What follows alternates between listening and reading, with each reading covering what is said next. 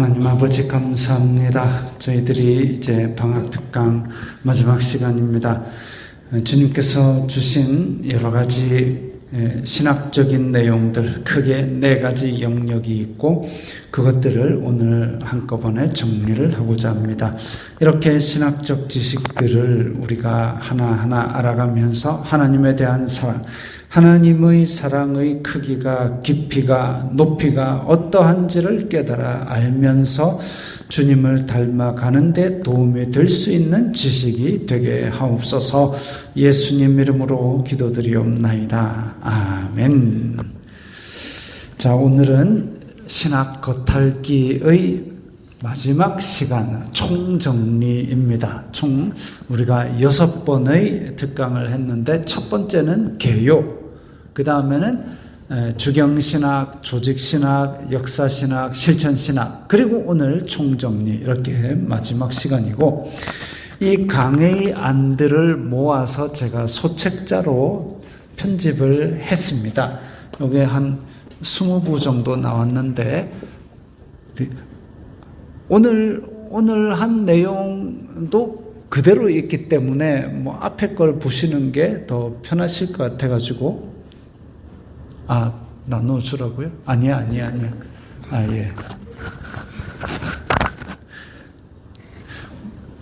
앞에 보고 있는 게 더 편하시다면 요걸 지금 드리고요. 그러지 않으면 그냥 앞에 이렇게 띄워놓고 하겠습니다. 신학의 4대 영역은 성경을 바르게 이해하고 교회를 건강하게 세우고 성도의 삶을 변화시킨다. 이게 이제 신학을 공부하는 이유입니다. 그리고 크게 4가지 영역인데, 주경신학은 본문을 어떤 내용인가, 어떤 맥락에서 나온 것인가, 이런 걸 연구하는 게 주경신학. 조직신학은 교리입니다. 교리. 요즘 유튜브에 이상한 기독교 강좌 이래갖고 이상한 주장들을 펼치는 사람들이 많지만, 우리가 교리를 바르게 알면 그런 유튜브의 이상한 주장들을 걸러낼 수가 있습니다. 그리고 역사신학은 역사 속에서 그 신학들이 어떻게 검증되어 왔는가를 보는 그런 그냥 간단하게 역사만 보아도 됩니다. 그러니까 일단 구약의 역사가 쭉 시간 순서대로 있고, 그 다음에 구약이 끝나고 나서 말라기 이후에는 성경이 한동안 없었습니다.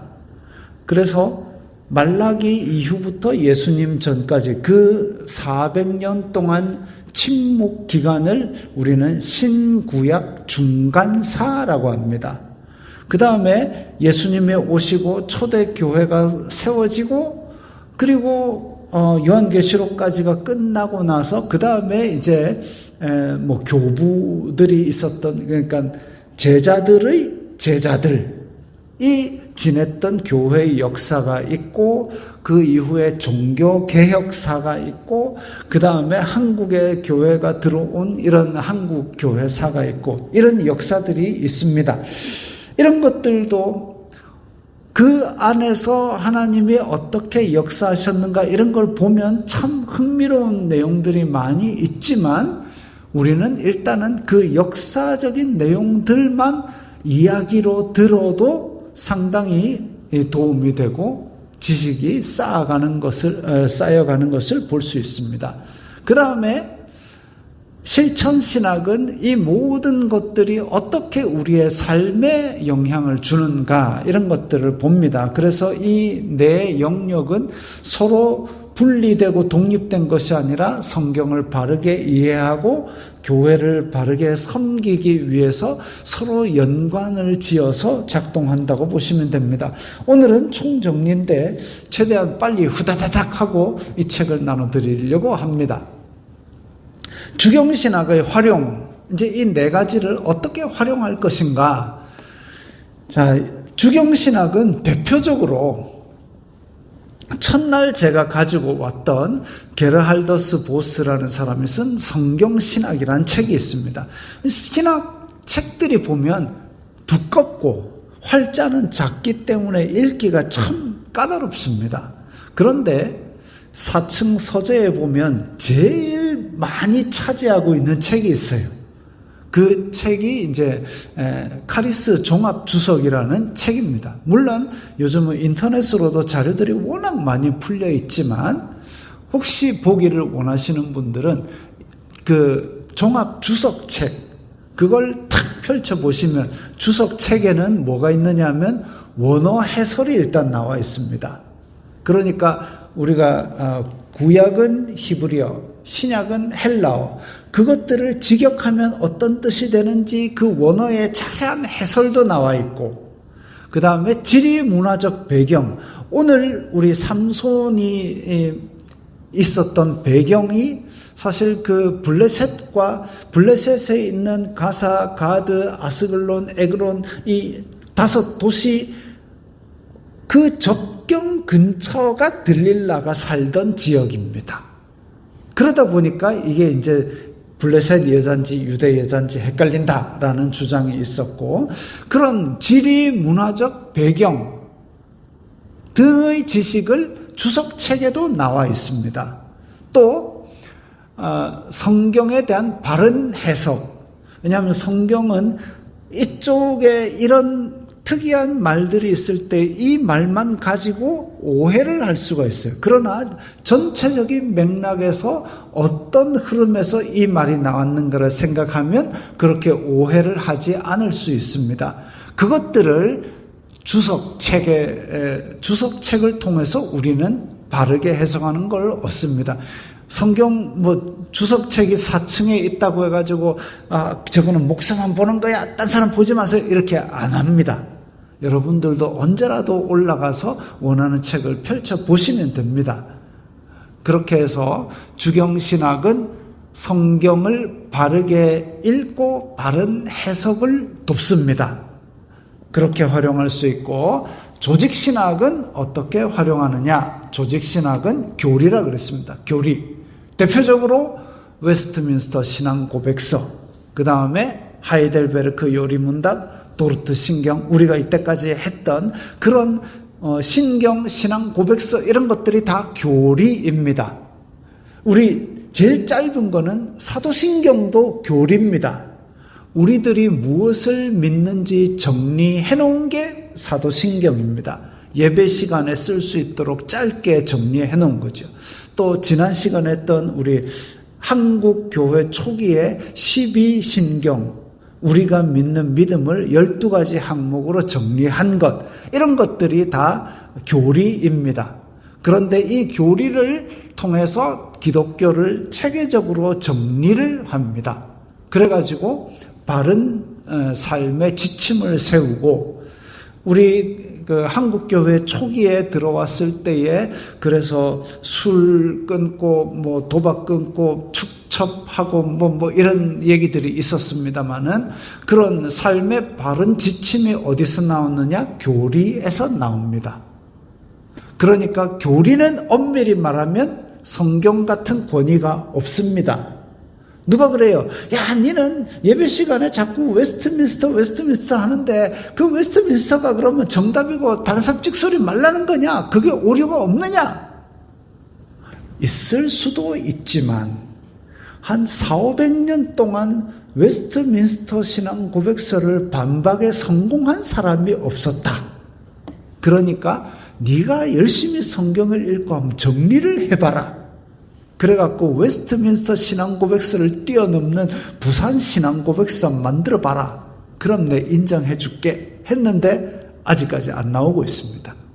그래서 그걸 교리로 지금 배우는 것이지, 언제라도 성경을 근거로 반박하고 바르게 세워나가는 것은 환영입니다. 근데 아직까지 물론 그런 건 있어요. 그게 지금 500~600년 전에 있었기 때문에 그때의 어떤 시대와 환경과 어투가 조금 지금하고 안 맞는 부분들은 있습니다. 그런 것들은 다시 개정을 하거나 보완을 할 수 있지요. 그러나 하나님은 성부, 성자, 성령이시다, 그 삼위일체라고 부른다, 이런 내용들은 바꿀 수가 없는 거지요. 그래서 바른 삶의 지침을 세우고 건전한 신앙생활을 돕습니다. 그래서 교리들은 우리가 가능한 한 열심히 배우는 것이 좋습니다. 그리고 교리에 대해서는 질문을 할 수도 있고 질문과 토론을 통해서 교리 자체가 성경의 권위가 있는 게 아니기 때문에, 그러나 이제까지 많은 이단과의 싸움과 이런 곳에서 이 교리가 쌓아온 승리들이 곧 권위입니다. 그래서 조직신학을 우리가 교리를 열심히 배우는 것이 바람직하고, 어지간하면 사도신경 안에서도 많이 걸러지는데 이 교리를 딱딱하다, 재미없다라는 이유로 활용을 많이 안 하고 있는 건 안타까운 일입니다.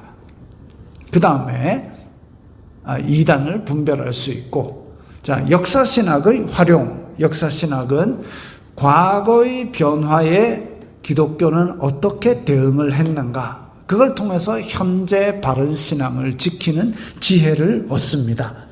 이를테면 교회가 이제 유럽 전체가 기독교 문화권에 있으면서, 그러면서 점점 활력을 잃어가기 시작했습니다. 왜냐하면 너는 말씀을 전하라, 때를 얻든지 못 얻든지 전하라, 땅끝까지 이르러 복음을 전하라 했을 때 로마의 박해에도 불구하고 신앙의 선배들은 복음을 전했습니다. 그런데 유럽 전체가 이제 교회의 권위 아래 있게 되니까 아이들도 태어나면서 바로 교회 가지고 출생신고 대신에 유아 세례를 받아버렸습니다. 더 이상 선교의 여지가 없어진 거죠, 유럽 안에서는. 그러니까 중간에 세례받는 게 없고 유아 세례가 그때 이렇게 제일 활성화되었습니다. 그러다 보니까 기독교가 점점 형식화되고, 아까 우리 김하선 선생님 얘기했잖아요. 보츠와나에는 지금 70-80%가 크리스찬이라고 하지만 실제로 만나서 물어보면 예수 그리스도를 영접했느냐? 몰라요. 1년에 한 번 교회 갈까 말까 합니다. 이런 부분들이 이제 형식화, 고착화되어서 생명력까지 잃어간 신앙이죠. 유럽 전체가 그랬습니다. 그러다 보니까 이 종교 권력자들이 생겨나고, 종교 권력자들이 이제 매직을 한 겁니다. 장로 되려면 얼마 내라, 권사 되려면 얼마 내라, 이렇게 팔아먹고 그 돈으로 또 호의호식하면서 권력을 누리고 이러니까 엉망진창된 거죠. 직분은 계급이 아닙니다. 목사, 장로, 집사, 권사, 이 모든 직분은 다 예수 그리스도 아래 평행이고 각기 맡은 일이 다릅니다. 그런데 그걸 계급도 막 여러 단계로 나눠가지고 사람 위에 사람이 있는 교회, 그리고 그걸 통해서 가난한 백성들의 돈을 긁어미질하는 교회, 이렇게 되니까 이건 아니다 해가지고 신앙의 선배들이 일어나서 이거 교회를 바꿔야 된다 한 게 종교개혁입니다. 그렇기 때문에 지금 종교개혁된 이 교회가, 장로교회가 또 계급을 만들고 그거 가지고 또 직분을 팔아먹고 이 짓 하면 또 종교개혁이 돼야 됩니다. 썩으면 안 되는 거죠. 그래서 이런 기독교의 대응을 통해서 현재 우리가 바른 신앙을 어떻게 해야 될 것인가를 찾아가고, 종교개혁에서 가장 중요한 기치가 뭐냐면 개혁교회는 개혁되어야 한다. 지금도 계속 개혁되어야 한다라는 거죠. 그런 것들이 우리가 역사신학을 통해 얻는 교훈입니다. 마지막으로 실천신학입니다. 실천신학은 공동체 예배의 바른 방향 모색. 제가 그 웨스트민스터 문서가 5개입니다. 웨스트민스터 신앙고백서, 대요리문답, 소요리문답, 권징조례, 예배 모범, 이런데 이 예배 모범에 나온 대로 예배를 구성하게 되면 순서가 굉장히 많고 복잡하고 일어났다 앉았다 막 너무 길어지고 이렇게 됩니다. 그래서 예배의 요소인 찬양, 기도, 말씀, 헌금, 이 4가지를 조합하고 그 가운데 우리의 신앙 고백과 회개도 넣고 해가지고 예배의 순서를 만든 거지요. 그래서 이게 정답이다 이건 없습니다. 우리도 신약 성경에 보면 시와 찬미와 신령한 노래들로 서로 화답하고 뭐 이렇게 해가지고 이제 그 초대 교회의 전통이 말씀과 기도와 말씀과 찬양과 기도와 헌금이다 이래가지고 예배의 요소를 뽑은 거지 그 외에 우리가 막 머릿속으로 앉아가 생각해가 이거다 한 건 아니거든요. 그래서 예배, 공동체 예배의 바른 방향을 우리가 성경을 근거로, 교리를 근거로, 초대교회의 전통을 근거로 모색해 나가는데 실천신학이 활용됩니다. 또 공동체에서 위로와 갈등 해소, 우리 아까 상담학, 기독교 교육학 이런 것들이 있었는데 거기에서 우리가 서로의 입장을 한번 서로의 입장이 되어서 생각해보고 마음이 연약한 자를 이해하고 용납하고 이런 것들이 실천신학의 요소입니다. 그 다음에 전도와 선교. 전도는 같은 문화권 안에서 복음을 전하는 게 전도. 다른 문화권에 복음을 전하는 건 선교. 이런 것들도 방법을 모색해 봐야죠. 옛날에는 전도지 천장 뿌리면 3명 온다 그랬습니다. 아까 우리 김하선 선생님 얘기할 때도 하루에 20명씩 만나고 전화번호를 하고 그렇게 해서 이렇게 만나고 연락을 하지만 연락을 또 안 받고 그 중에서도 또 10명 정도가 이렇게 오고 이런 부분들이 있습니다. 그럴 때에 우리가 그들을 실망하지 않고 어쨌든 주님의 명령은 씨를 뿌리고 말씀을 전하는 데 있기 때문에 온 사람들을 따뜻하게 맞이하고 그들이 제대로 정착할 수 있도록 또 그 CCC에서 이번에 잘했던 것이 쭉 잘해왔던 것이 뭐냐면 현지 교회와 연결을 해서 모임이 자생적으로 운영이 될 수 있도록 이끄는 것 이런 것들이 바로 이제 선교의 방법을 실천신학으로 모색하는 겁니다. 그래서 이런 것들이 이제 4가지 신학의 영역이고 그리고 맨 밑에 줄에 주경신학이 기초를 놓고 그 말씀으로 기초를 말씀의 바른 이해가 일단은 기초가 돼야 됩니다. 그 위에 조직신학이 체계를 세우고 그러니까 집으로 치자면 이 뼈대를 철골을 바로 딱 세운 겁니다. 그리고 역사신학이 검증과 교훈 우리 이전의 선배들이 어떻게 신앙생활을 했는지 그 뼈대에 살이 붙고 그리고 실천신학을 통해서 우리의 삶에서 우리의 교회에서 우리의 삶의 영역 속에서 구현해 나가는 것 이거에 이제 이 신학의 4대 영역이 서로 상호작용하면서 우리의 삶을 변화시키는 내용입니다. 그래서 이번 방학을 통해서 이 신학의 4가지 영역을 전체적으로 한번 훑었지만 이제 앞으로 우리가 일상생활을 할 때에 역사 아니면 주경신학, 조직신학, 교리 이런 것들을 생각을 하면 이제 보다 더 전체적인 그림 다 흩어져 있던 것들이 이제 하나의 틀로서 다다다닥 체계가 묶이게 될 겁니다. 그렇게 되면 이제 견고한 바탕에 서게 되리라고 생각을 합니다. 이것이 여러분들의 삶에도 실제적으로 도움이 많이 되기를 바라며 필요하신 분은 이제까지의 강의 안을 모아서 소책자를 소책자 글자 작은 못잖아 글자 조금 크게 만들어 놨습니다. 그래서 참고하시도록 만들어 놨으니까 받아가시기 바랍니다. 질문은 나중에 개인적으로 해주시면 감사하겠습니다.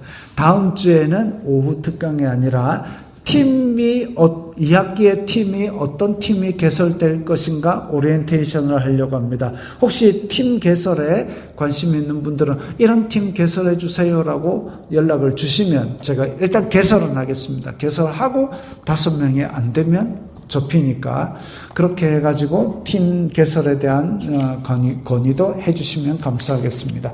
자, 기도하고 마치겠습니다. 하나님 아버지 감사합니다. 저희들이 이번 여름방학을 통해서 신학의 4대 영역에 대해서 배웠습니다. 이 신학의 4대 영역이 우리 마음속에 흩어져 있던 지식들이 연결되고 체계를 이루어서 우리의 삶을 바르게 이끄는 데 도움이 되는 지식이 되게 하옵소서. 예수님 이름으로 기도드리옵나이다. 아멘.